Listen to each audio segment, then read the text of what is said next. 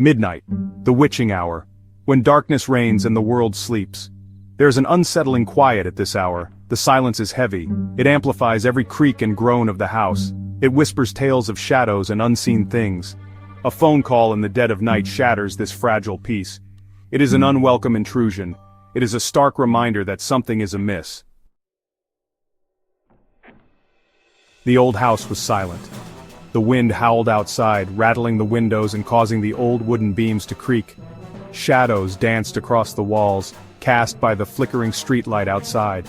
John sat alone in his study, surrounded by stacks of old books and papers. The dim light from the desk lamp barely illuminated the room, casting long, eerie shadows. The only sound was the ticking of the grandfather clock, a steady, rhythmic reminder of the passing time. Suddenly, the phone rang, shattering the silence. It was a shrill, piercing sound that echoed through the room, making the hairs on the back of John's neck stand up. The sound cut through the silence like a knife. John jolted upright, his heart racing. His heart pounded in his chest, each beat echoing in his ears. He could feel the adrenaline coursing through his veins. He stared at the phone, its shrill ring filling the room. It seemed to mock him, daring him to answer. It sat on his desk, blinking ominously with each ring. He hesitated, his mind racing with possibilities. Who would call at this hour? The question echoed in his mind, adding to his growing sense of unease. A sense of dread washed over him, a cold, creeping fear that settled in his bones. He slowly reached for the phone, his hand trembling.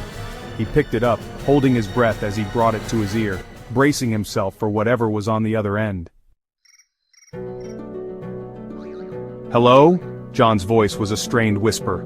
Silence. He heard only the faint hum of the phone line. "Hello? Who is this?" he repeated, his voice shaky. A soft crackle. A barely audible whisper sent shivers down his spine. It was a sound that seemed to slither from the receiver. It sent chills crawling down his spine. He couldn't make out the words.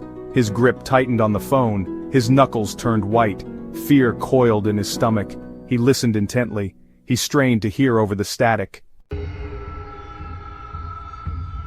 The whisper came again. This time it was closer, clearer. John's blood ran cold. He recognized the voice. It was his wife, Mary. She had passed away a year ago. "John," the voice whispered. It was weak, barely there. "Mary, is that you?"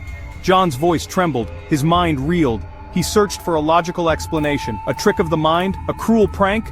But deep down a terrifying thought took root. He knew it was her. "Help me, John!" the voice pleaded. It was filled with urgency. "Please, they're coming!" The voice began to fade. John's heart pounded in his ears. He felt a surge of terror. He clung to the phone. "Mary, where are you? Who is coming?" He listened. He held his breath. Only static answered him. "Mary! Mary!" His voice echoed in the silent room. The line was dead. John slammed the phone down. He stumbled back, his heart pounding in his chest.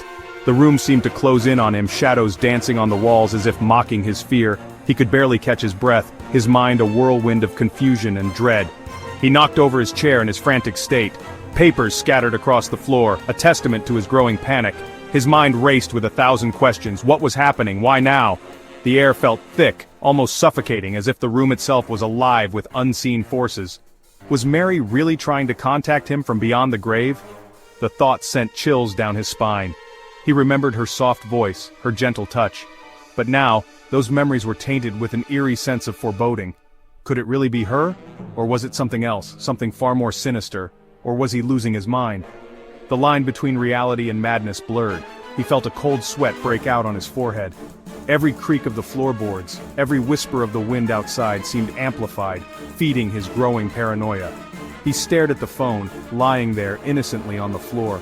It looked like any other phone, but to him, it was a harbinger of something dark and unknown. He couldn't shake the feeling that it was more than just a device. It was a conduit, a bridge to another realm. It lay on the floor, its receiver slightly askew. It looked innocent enough, but he knew better. It was a conduit, a link to something dark and terrifying. He suddenly remembered the stories Mary used to tell him, stories he had dismissed as mere figments of her imagination. It was a link to something dark and terrifying. He suddenly remembered. Mary had always been afraid of the dark. She would often wake up in the middle of the night, trembling and whispering about the things she heard. Mary had always been afraid of the dark. She would clutch his arm, her eyes wide with fear, and tell him about the whispers, the footsteps that seemed to follow her. He had always tried to comfort her, to tell her it was just her imagination. She always said she heard things. Whispers, footsteps. They haunted her, even in the safety of their home. He had always thought it was just her mind playing tricks on her, a result of her overactive imagination. But he had dismissed her fears. He had laughed them off, telling her there was nothing to be afraid of. He had been so sure, so confident that there was no such thing as ghosts or spirits. He thought she was just imagining things. He had always been the rational one, the skeptic, but now, standing alone in the dark, he wasn't so sure anymore. The things he had once dismissed now seemed all too real. Now, he wasn't so sure. The line between reality and the supernatural had blurred, leaving him questioning everything he once believed. The chilling truth was that he might never know for sure, but one thing was certain: his life would never be the same again. The silence in the room was deafening. It was the kind of silence that seemed to press in from all sides, suffocating and heavy. The air was thick with an unspoken tension, a palpable sense of dread that made every creak of the floorboards and every rustle of the curtains feel like a harbinger of doom. John sat there for a long time. His mind was a labyrinth of thoughts, each one more troubling than the last. He tried to make sense of the events that had led him to this moment, but the more he thought, the more elusive the answers became. The room seemed to close in around him, the walls whispering secrets he couldn't quite grasp. He stared at the phone. It was an ordinary object, yet it held an extraordinary power over him. The screen was dark, but it felt as if it was watching him, waiting for the right moment to shatter the fragile piece he had managed to cling to. His mind was a whirlwind of fear and confusion. Every unanswered question gnawed at him, every shadow seemed to hide a threat. He felt like he was teetering on the edge of a precipice, one wrong move away from falling into an abyss of madness. He didn't know what to believe. The line between reality and nightmare had blurred, leaving him adrift in a sea of uncertainty. He questioned his own sanity, wondering if the horrors he had experienced were real or just figments of a tortured mind. But one thing was certain. The phone calls were real. The voices on the other end were not products of his imagination. They were as real as the fear that gripped his heart, as real as the darkness that surrounded him. He would never look at a midnight phone call the same way again. Each ring would be a reminder of the terror he had faced, a chilling echo of the voices that had haunted his nights. They were not just calls, they were messages from the unknown, whispers from the other side that carried with them a weight of foreboding and dread. They were whispers from the other side, each one a fragment of a larger, more terrifying truth that he was only beginning to understand. They were harbingers of fear. Each call, each whisper was a prelude to something far more sinister, a dark omen that hinted at horrors yet to come. They were reminders that some things are best left undisturbed, that there are mysteries in this world that are better left unsolved, doors that should remain closed. The grandfather clock chimed once. It was 1 a.m. The sound echoed through the room, a stark reminder of the passage of time, of the hours he had spent in this waking nightmare.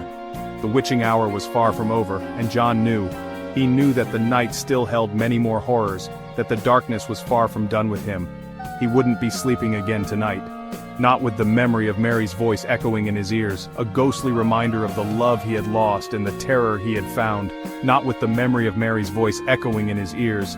Her words were a haunting melody, a siren's call that pulled him deeper into the abyss of his own fears.